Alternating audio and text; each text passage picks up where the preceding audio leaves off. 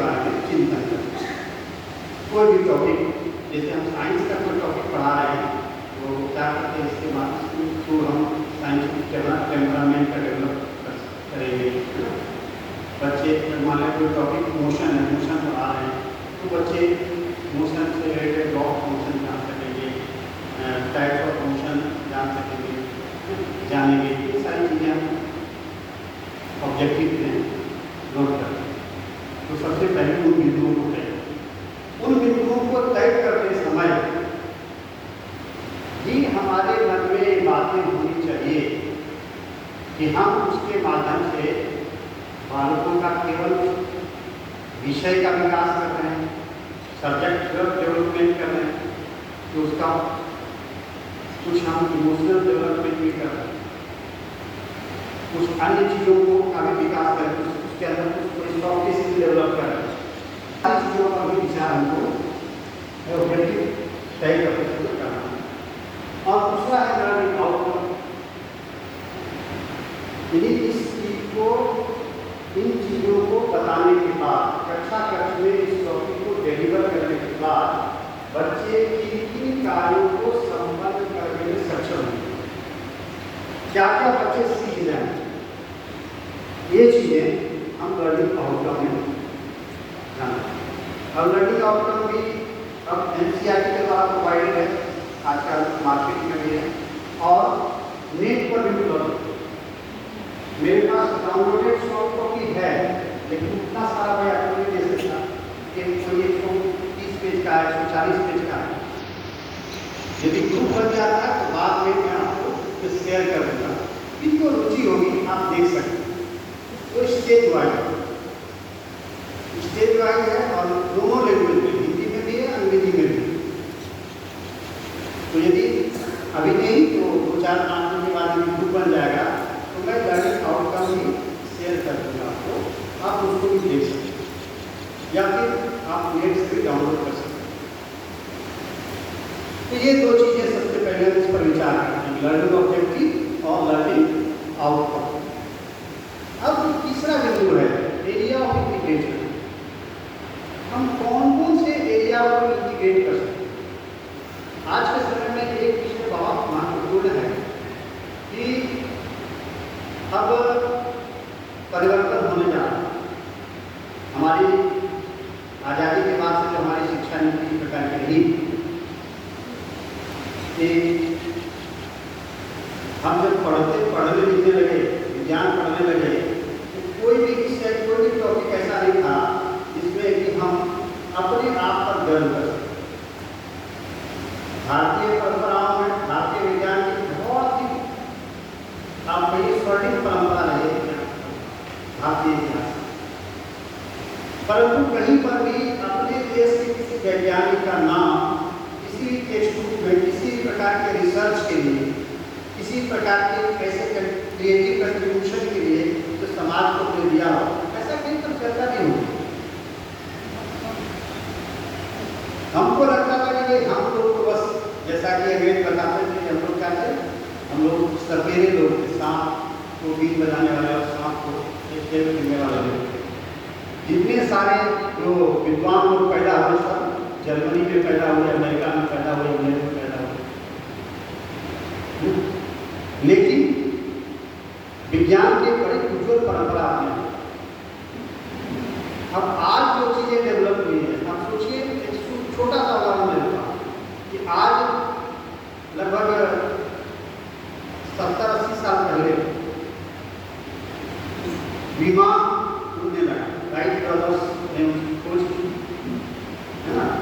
विमान जो है वो धातु का बना होता है, भारी होता है, वजन। तो उसके पहले किसी के मन में कल्पना नहीं थी कि भाई कहीं पर किसी पाश्चात्य देशों के अंदर किसी के मन में कल्पना नहीं थी कि भाई कोई ऐसा लोहे का या तांबे का या एल्यूमिनियम का बना हुआ कोई ऐसा बहुत बड़ा वाहन आकाश में उड़ेगा, वो लोग इसकी कल्पना नहीं कर सकते। परंतु आप ज़्यादा नहीं, थोड़ा समय पीछे जाइए तो रामायण में पुष्पक विमान की चर्चा है ना। तो जिसका उपयोग कई बार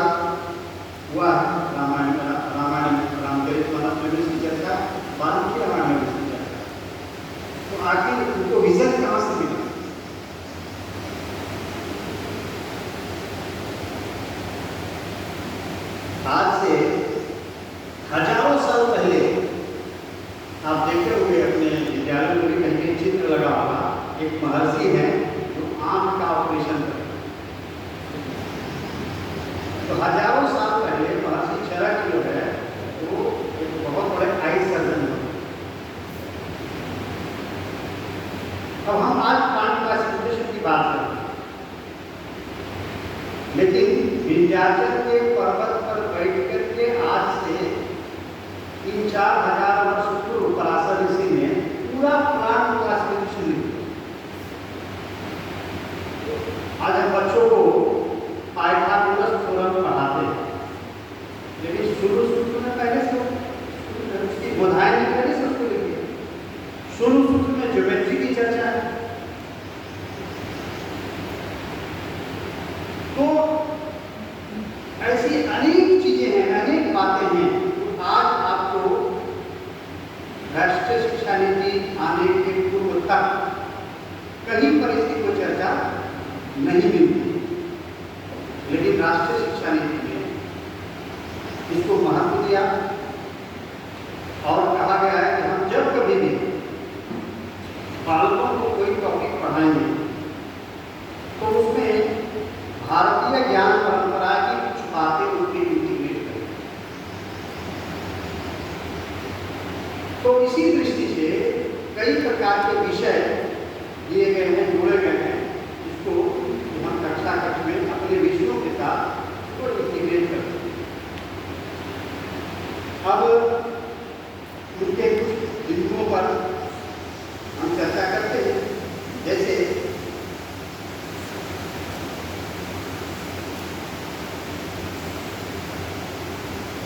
पहला तो हमने बताया भारतीय ज्ञान परंपरा।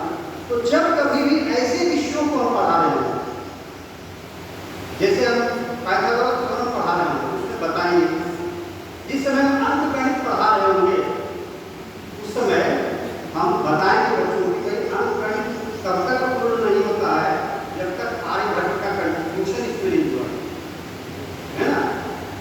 एक गीत गाया ना मनोज कुमार ने, जब जीरो दिया गया भारत ने तब दुनिया को गिर दिया है।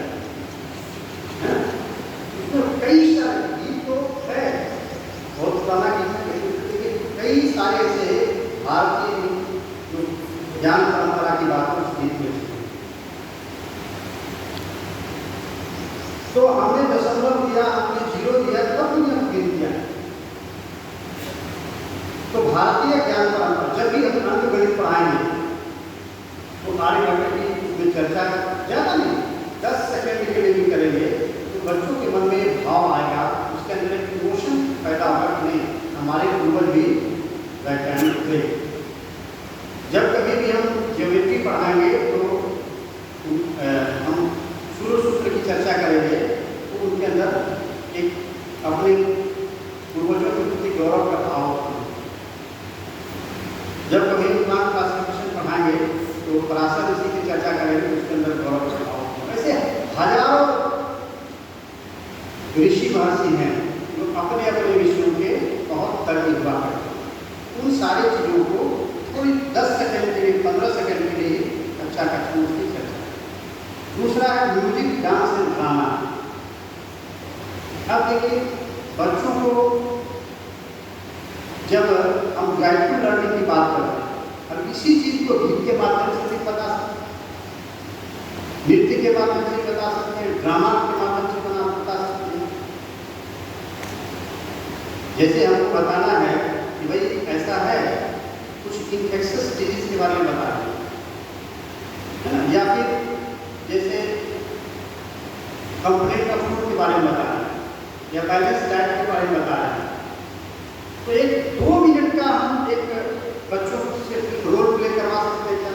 2 बच्चे को खड़ा करेंगे, एक बच्चा कहेगा, एक बच्चा आएगा कहेगा आज हम पेट तो बहुत दर्द है, दूसरा बच्चा पूछेगा क्या खाया था तुमने, कहेगा हमें कोई जंक फूड का नाम होगा, मैगी खाए थे, पास्ता खाए थे, और पिज्जा खाए थे, बर्गर खाए थे।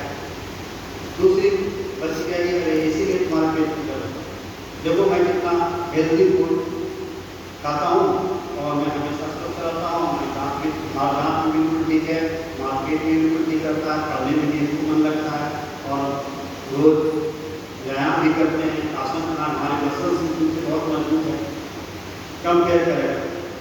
मात्र 2 मिनट लगेगा रोल प्ले करने में, लेकिन इसका इफेक्ट बच्चों पर बहुत गहरा